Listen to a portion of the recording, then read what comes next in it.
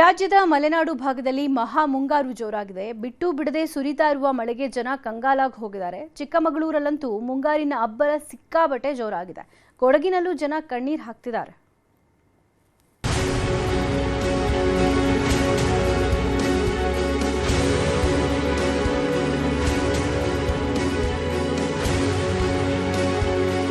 ಮಳೆ ಸುರಿಯುವ ನಡುವೆ ಸಾಕಷ್ಟು ಅನಾಹುತಗಳಿಗೆ ಕೂಡ ಏನು ಕಾರಣ ಆಗ್ತಕ್ಕಂಥ ಕಾಮಗಾರಿಗಳನ್ನ ಸ್ಥಳೀಯ ಆಡಳಿತ ಕೈಗೊಂಡಿದೆ ಅಂತಕ್ಕಂಥದ್ದು ಒಂದು ಆರೋಪ. ಅದಕ್ಕೆ ಇದೇ ಸ್ಥಳದಲ್ಲಿರ್ತಕ್ಕಂಥದ್ದು ಏನು ತಾಲೂಕು ಕಚೇರಿಯ ಪಕ್ಕದಲ್ಲಿ ಅವೈಜ್ಞಾನಿಕವಾಗಿ ತಡೆಗೋಡೆಯನ್ನ ನಿರ್ಮಾಣ ಮಾಡಿದ್ದಾರೆ ಅನ್ನೋ ಒಂದು ಆರೋಪ ಕೇಳಿಕೊಂಡಿರ್ತಕ್ಕಂಥದ್ದು. ಮಲೆನಾಡು ಭಾಗದಲ್ಲಿ ಮುಂಗಾರು ಮಳೆಯ ಅಸಲಿ ಆಟ ಈಗ ಶುರುವಾಗಿದೆ. ಹೊತ್ತುಗೊತ್ತು ಅಂತ ನೋಡ್ತಿಲ್ಲ, ಹಗಲು ರಾತ್ರಿ ಅಂತಾನೂ ಸುಮ್ನಾಗ್ತಿಲ್ಲ. ಬಿಟ್ಟು ಬಿಡದೆ ಸುರಿತಿರೋ ಮಳೆ ಊರೂರನ್ನೇ ಮುಳುಗೇಳಿಸುತ್ತಿದೆ. ಚಿಕ್ಕಮಗಳೂರು, ಕೊಡಗು, ಶಿವಮೊಗ್ಗದಲ್ಲಿ ನದಿಗಳಿಗೆಲ್ಲ ಜೀವಕಳೆ ಬಂದಿದ್ದು ಜಲಪಾತಗಳು ಭೋರ್ಗರೆಯುತ್ತಿವೆ. ಚಿಕ್ಕಮಗಳೂರು ಜಿಲ್ಲೆಯ ಕಳಸಾ ತಾಲೂಕಿನಲ್ಲಿ ಧಾರಾಕಾರ ಮಳೆಯಾಗ್ತಿದ್ದು ಭದ್ರಾ ನದಿ ಅಪಾಯದ ಮಟ್ಟ ಮೀರಿ ಹರಿಯುತ್ತಿದೆ. ಇದರ ಪರಿಣಾಮ ಹೆಬ್ಬಾಳೆ ಸೇತುವೆ ಮುಳುಗಡೆ ಹಂತಕ್ಕೆ ಬಂದಿದ್ದು ಭದ್ರೆಯ ಭೋರ್ಗರಿತ ಡ್ರೋನ್ ಕ್ಯಾಮೆರಾದಲ್ಲಿ ಸೆರೆಯಾಗಿದೆ. ಚಂದ್ರದೋಣ ಪರ್ವತದ ಸಾಲಿನಲ್ಲಿ ಸುರಿತಾ ಇರುವ ಮಳೆಗೆ ಹೆಬ್ಬೆ ಜಲಪಾತ ಹಾಲ್ನೊರೆಯಂತೆ ಮೈತುಂಬಿ ಹರಿಯುತ್ತಿದೆ. ತರೀಕೆರೆ ತಾಲೂಕಿನ ಕೆಮ್ಮಣ್ಣಗುಂಡಿ ಸಮೀಪದಲ್ಲಿರೋ ಹೆಬ್ಬೆ ಜಲಪಾತ ಪ್ರವಾಸಿಗರ ಪಾಲಿನ ಹಾಟ್ಸ್ಪಾಟ್ ಆಗಿದ್ದು ಎತ್ತ ನೋಡಿದ್ರೂ ನೀರೇ ಕಾಣ್ತಿದೆ.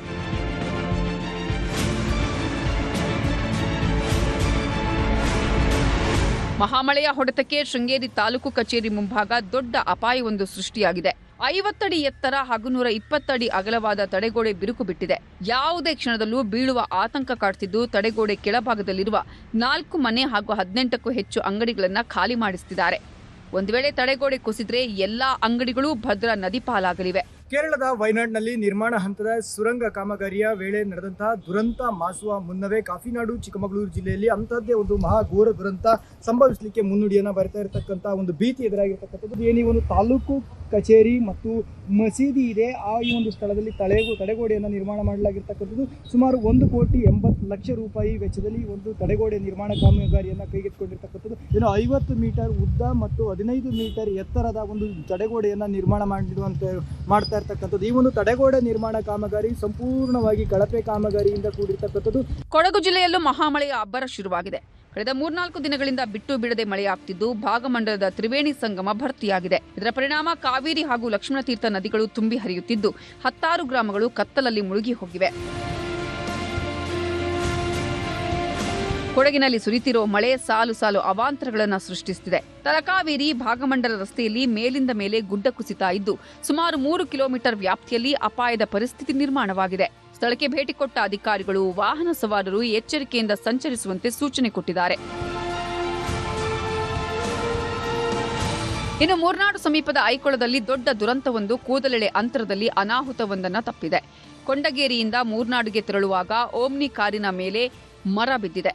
ಚಾಲಕ ಗಂಭೀರವಾಗಿ ಗಾಯಗೊಂಡಿದ್ದು ಇಡೀ ಓಮ್ನಿ ಜಖಂ ಆಗಿದೆ.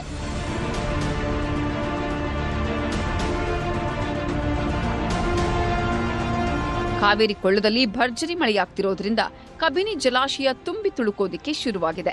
ಜಸ್ಟ್ 5 ದಿನದಲ್ಲಿ ಕಬಿನಿ ಜಲಾಶಯ 12 ಅಡಿಯಷ್ಟು ಏರಿಕೆ ಕಂಡಿದೆ.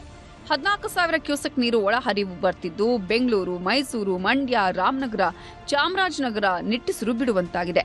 ಸುಮಾರು 1.5 ಕೋಟಿ ಜನ ಇದೇ ನೀರನ್ನು ನಂಬಿಕೊಂಡಿದ್ದಾರೆ. ಹಾಸನ ಜಿಲ್ಲೆಯಲ್ಲೂ ವರುಣದೇವ ಅಬ್ಬರಿಸೋದಿಕ್ಕೆ ಶುರು ಮಾಡಿದ್ದಾನೆ.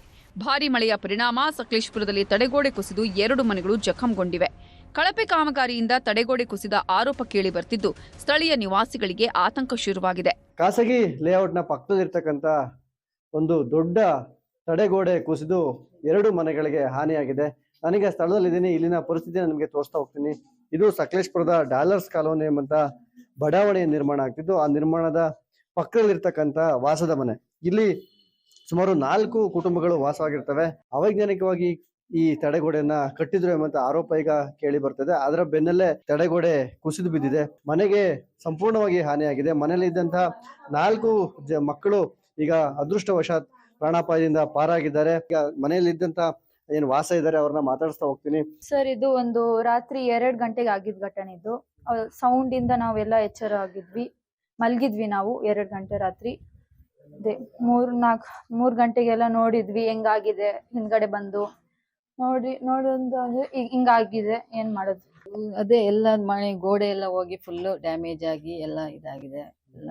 ಅದೇ ಪ್ರಾಣಕ್ಕೇನು ತೊಂದರೆ ಆಗಿಲ್ಲ, ಮನೆ ಫುಲ್ ಡ್ಯಾಮೇಜ್ ಆಗಿ ರೂಮ್ಗೆಲ್ಲ ಗೋಡೆ ಎಲ್ಲ ಹೋಗಿ ಇದಾಗಿದೆ, ಫುಲ್ ಡ್ಯಾಮೇಜ್ ಆಗಿದೆ. ಶಿವಮೊಗ್ಗ ಜಿಲ್ಲೆಯ ತೀರ್ಥಹಳ್ಳಿಯಲ್ಲೂ ಧಾರಾಕಾರ ಮಳೆಯಾಗ್ತಿದೆ. ಗಾಳಿ ಮಳೆಯ ಪರಿಣಾಮ ವಿದ್ಯುತ್ ಸಂಪರ್ಕ ಕಡಿತಗೊಂಡಿದ್ದು ಹತ್ತಾರು ಹಳ್ಳಿಯ ಜನ ಪರದಾಡ್ತಿದ್ದಾರೆ. ಹೀಗಾಗಿ ಜೀವವನ್ನೇ ಪಣಕ್ಕಿಟ್ಟಿರೋ ಮೆಸ್ಕಾಂ ಸಿಬ್ಬಂದಿ ರಭಸವಾಗಿ ಹರಿತಾ ಇರುವ ನದಿಯಲ್ಲಿ ಇಜಿ ವಿದ್ಯುತ್ ಲೈನ್ ಸರಿ ಮಾಡಿದ್ದಾರೆ. ಆರಗ ಮೂಲದ ಆದರ್ಶ್ ಹಾಗೂ ಗುಡ್ಡೆಕೊಪ್ಪದ ಅಭಿಷೇಕ್ ಕಾರ್ಯಕ್ಕೆ ಭಾರೀ ಮೆಚ್ಚುಗೆ ವ್ಯಕ್ತವಾಗ್ತಿದೆ.